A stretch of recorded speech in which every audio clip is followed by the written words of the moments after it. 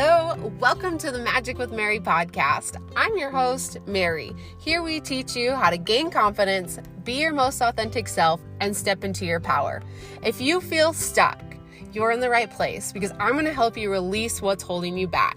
You're so freaking powerful, and all you have to do is unpeel the layers that are keeping you trapped from being who you truly were meant to be. So if you're ready for the magic to begin, let's dig in. Hi, thank you so much for tuning in. Today we have a fun topic. Okay, let's be honest, this really isn't a fun topic. It's all about setting boundaries with a narcissist. This is like the least fun thing to be doing, right? But it's also a super important thing to do if you have a narcissist or anyone with a personality disorder in your life, maybe borderline personality, anything like that. This is important because it's hard to do the things we want to do when we constantly feel shame and guilt around these relationships. And so we need to set boundaries so that we can move forward in our life and do the things we want to do and stop getting stuck in situations that we actually have more control over than what we think we have. So that's what this episode is about. Before I even begin, I want to remind you though, I feel like the word narcissist gets thrown around so much. Like anyone that we cannot handle or is annoying, we call them a narcissist. That's not what this episode is about. This episode is about setting boundaries with really hard people. Think about setting boundaries with someone who is pretty rational. That's so easy. It's easy to tell your next door neighbor that, hey, your dog keeps pooping on my lawn. Can you please, keep them from doing that? Whatever it is that you're, setting a boundary with. That was a really random example, but it's what came to my mind. Anyways, if this person is rational, it's pretty easy to ask them not to let that keep happening. And they're going to understand and look at it from your perspective. However, I'm talking about extremely difficult people here. I have been to therapist after therapist, and I've even worked with my life coach and trying to explain to them okay, I can't just set a normal boundary. And they're like, well, why can't you just say this? Or why can't you that doesn't work with a narcissist because they only see things from their point of view and they're not going to see it from any other way. And so this is not just someone who has an ego. However, this episode will help you if you're trying to set boundaries with someone that's very egotistic. This will be good, but I'm talking about setting boundaries with somebody that is just not rational at all. The first step in setting boundaries with anybody is really asking yourself, do I want to keep this relationship? However, if you're listening to this, you're probably like me, and having this person in your life is kind of not optional. Maybe it's your boss, maybe it's a parent, and if you were to get rid of that relationship, it would destroy all the other relationships, There might be a weird family dynamic there.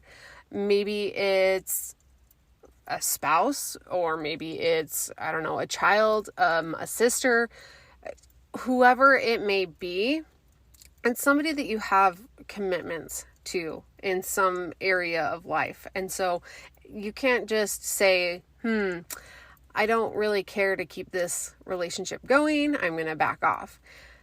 Now, you might say, you know what? I don't really care to have a strong relationship with this person, but I do want to keep things civil. That's kind of a different thing. Ask yourself, to what degree and what level do I want to keep things going? That's an important thing to ask yourself because that's going to determine what level of boundaries you're going to set later on with this person. All right, the first thing in setting boundaries with a narcissist or anyone with a personality disorder is acceptance.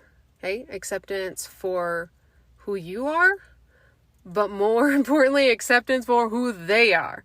Because guess what? You can control who you are. You cannot control who anyone else is. All you can do is control how you respond. And so it is extremely important to find some acceptance. But you might be like, okay, well, how the hell do I accept this person? Because they drive me up the wall.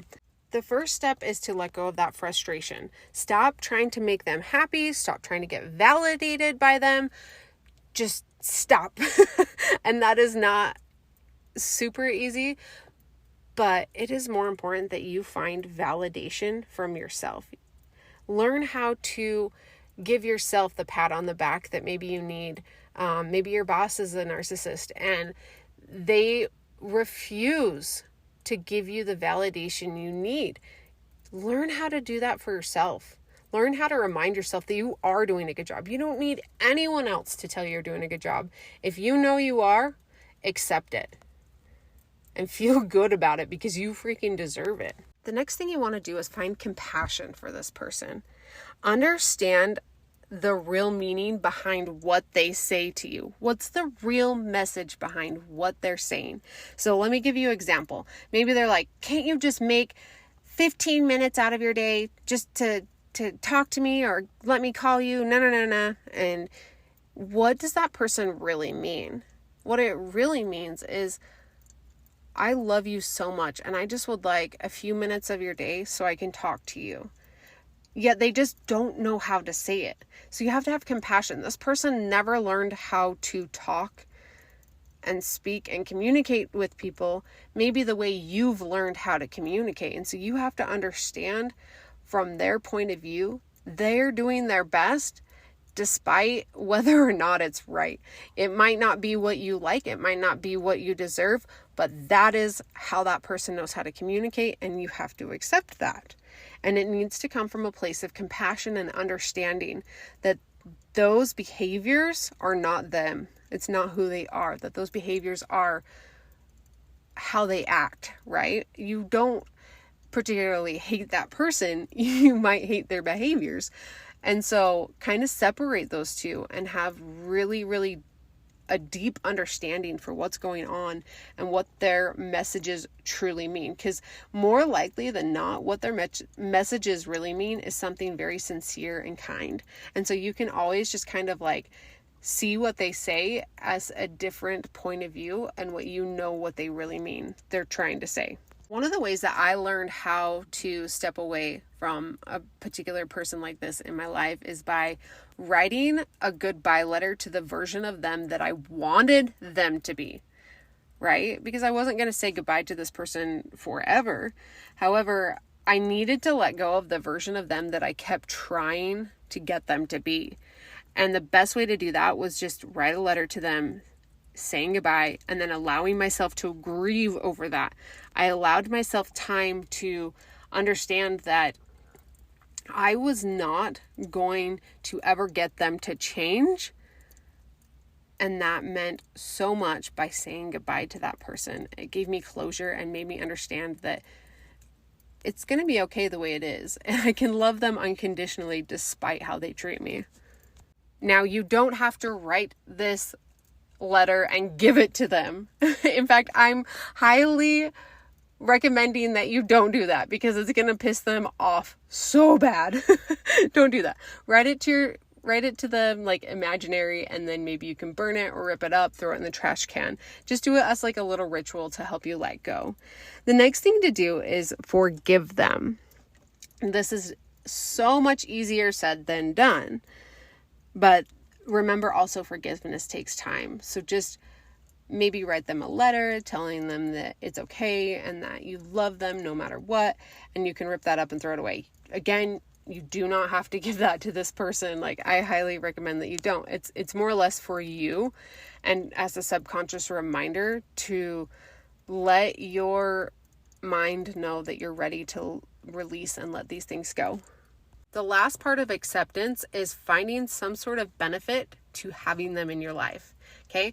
For me particularly, I saw that this person who was treating me this way was showing me how not to treat people, was showing me how I wanted to treat others around me. And it also taught me how to be brave and set boundaries and be really strong and firm. And it taught me how to validate myself.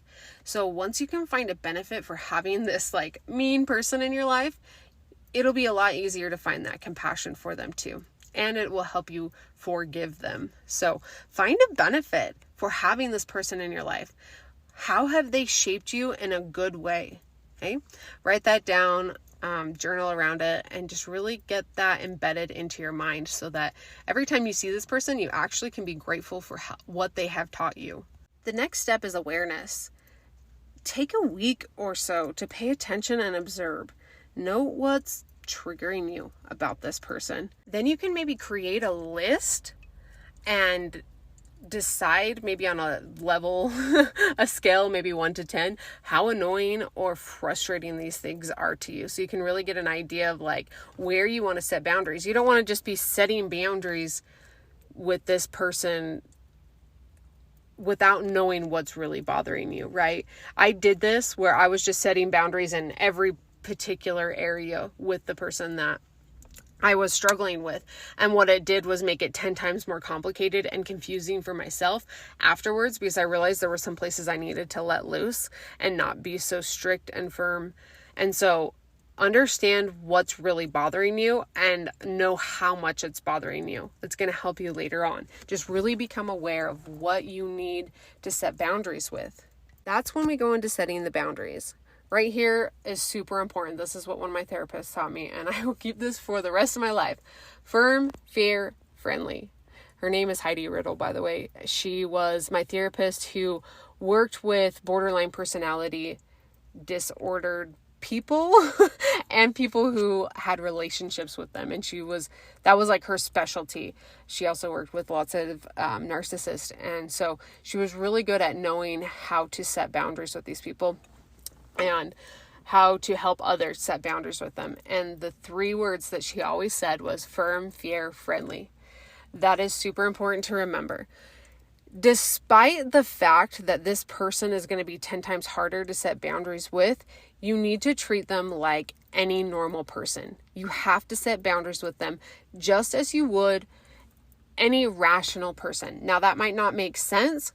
However, it's going to be for your benefit, because if you try to hem-haw around what you need to say simply because you know that they're not going to accept it, then you're worried too much about what they're thinking and not worried about what truly matters, and they're going to miss the point. You need to be very direct with this person about what it is that you want. And when you finally set your boundary, know that they're going to manipulate you, they're going to shame you, and they're probably going to guilt you. And most likely, they're not going to listen to you. They're going to completely turn it around and make you feel like it is your fault. And that's where the acceptance part was so important, because now you understand, okay, acceptance, what do they really mean by this message? What does their message really mean? Well, most likely it means that, oh man, this hurts my feelings. I really just want you to love and accept me for who I am, is what they really mean. And so you have to understand that their message might not be what they mean to say. You have to take a step back. If they're not willing to honor what you're wanting, and this is, again, I'm not a therapist, so take it or leave it with everything I'm saying here, but if they're not willing to honor your boundary, then the best thing to do, and this is my personal opinion, is to let them know that when they are ready to honor this boundary, that you will be there for them. And you might need to absolutely take a break from them. And I know that can be super frustrating and probably not the answer that you want to hear. But there is literally one way to work with this person, and that is probably going to be either honor this or I need a break. And I know that doesn't seem fair at all. But most likely, it's the only option that person is going to give you, because that person probably works in ultimatums and they're probably very unconditional in their love. And so you're going to have to accept that that's probably the answer you're going to get. And if you decide to, let them have it their way, then it's just going to keep going that way. And so you need to be firm, fair, and friendly, right? You don't want to set unrealistic boundaries. It needs to be very, very realistic. And so that's why it's important to set the boundary with this person as if they were a rational person, because now you've done exactly what you would have in that circumstance. You've done absolutely nothing wrong. You've done everything you could have. You've done your best job. And now you just need to wait and let that person come to their senses. And when they're ready, more than likely, they'll come back and they'll work with you. And I know that sounds crazy, but I've seen this happen time and time again. And the thing is that these boundaries, you're going to have to do probably one at a time and let it take its course, and then come back, set another boundary, let it take its course. And this person, like, if you're in a situation like I was in, where this person called you like 1,000 times afterwards, like, why can't you just listen to me? Why can't you just love me? You hate me. No. Like, all of the things that are just absolutely so emotionally draining. You have to give yourself space, and you cannot set all of those boundaries at once, because it's going to be overwhelming for them and for you. And so give yourself some space and work with these one-on-one, especially if you want to keep this person in your life. And that's where you need to decide at the very beginning, like, do you really want to keep this person in your life? Like, if it is so emotionally draining and this person doesn't have like any like benefits to your life anymore, like, you have to ask yourself, like, is this worth it? Because it's not fun to constantly be in a state of panic because this person doesn't know how to relax and chill. And so really decide that from the very beginning. But if you're keeping this person in your life, let it take its course, and you need breaks from them way more than they probably need a break from you. So give yourself that space. If they call you, you don't have to answer every time, and if they ask, well, why didn't you answer? Like, oh, sorry, I didn't have my phone with me. I mean, you don't have to have your phone with you 24/7. Do you have your phone with you 24/7? Because if you do, like, come on. If this person like is constantly calling you or whatever it is, like, go set your phone down somewhere, and you're not telling them a lie by saying, like, I didn't have my phone with me, because you don't have your phone with you. You need a break. And sometimes not everything needs to be said. I know that most of the time, they we talk with our therapist and it's like everything needs to be talked about, but I'm one of those people that, like, okay, this has happened about 10 times now let's talk about it. Not saying that's the best advice. However, if they're doing it like once or twice here and there, it's not hard. But if they're calling you every morning, like, first off, let me just give you an example. Okay, so with this person that I was struggling with, they were calling me every morning with like downer comments and like, my life sucks. No. Can you help me with this? Yada, yada, yada. And like, just like, and then turning everything around, like, well, maybe you need to do this. And no. Like, they were struggling emotionally. And so they came and projected that onto me.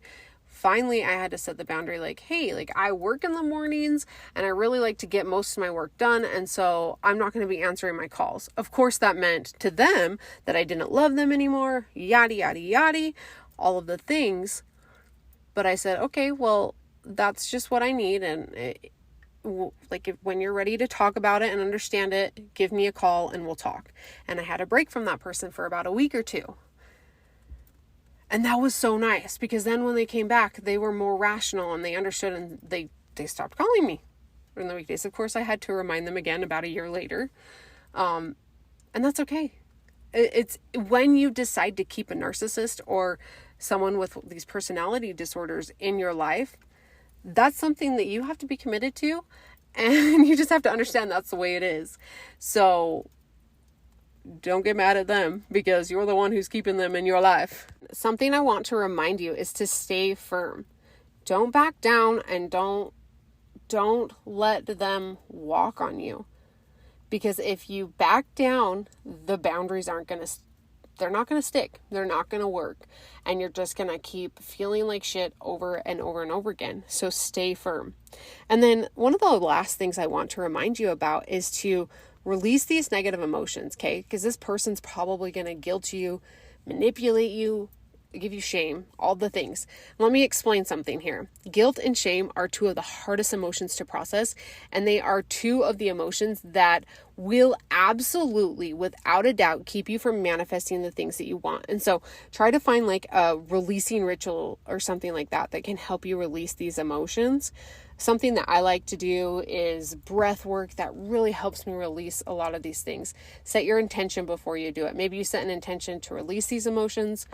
Turn on like 15 minutes of music and just dance it out, shake it out, and get it out of your body. Remind yourself that you don't need to carry on holding these emotions, okay? Whatever releasing ritual works for you. Another thing is to use affirmations. One that I like to use is I deserve to set boundaries. Another one is setting boundaries is what's best for me and my family. All right, and that's all that I have for you today. Thank you so much for tuning in. I love this topic because often we let situations like this hold us back. We let people who are frustrating us hold us back, and really we are in control of how we respond. And so if we want to manifest big things in our life, we have to be able to let go of things like this and figure out a way to either deal with it or to release it and let it go completely. So, and let's just remember here, the two emotions that will keep you from manifesting the most are shame and guilt. So if you're carrying those around because of a relationship that you have with a narcissist, remember that it's going to be so much harder to manifest, okay? All right, and that's all I have for you today. If you're ready to release big things, stay posted because Ashley, Lund, and I are creating a fun container where you're going to be able to release some shit, set some intentions, create some big goals, and have a little bit of accountability. And this is going to be a fun ritual that we're going to do monthly. So just stay tuned because we're going to be announcing that very soon. Follow me on Instagram at Magic with Mary, and you can stay updated about all that information. And as always, if this podcast was helpful, please rate, review, and share it with a friend. I love you so much. Have a beautiful day. Mwah.